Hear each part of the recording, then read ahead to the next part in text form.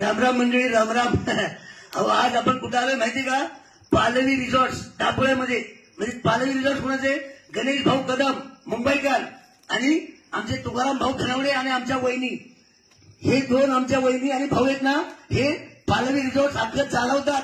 चालवतात म्हणजे थोडं नाही. अहो, कसं आहे माहिती का? इथं पालवी रिसॉर्ट मध्ये आलं म्हणजे पहिलं आल्याला स्वागत केलं जातं. स्वागत केल्यानंतर सकाळचा नाश्ता करायचा, दुपारचं जेवण करायचं. व्हेज घ्या, नॉनव्हेज घ्या, काय पाहिजे ते घ्या.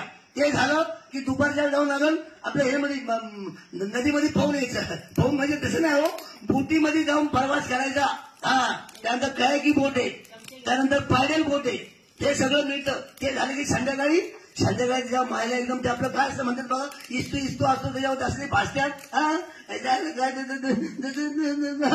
त्या मायला आपलं हे बार्बेक्यू संध्याकाळचं बार्बेक्यू, व्हेज नॉनव्हेज.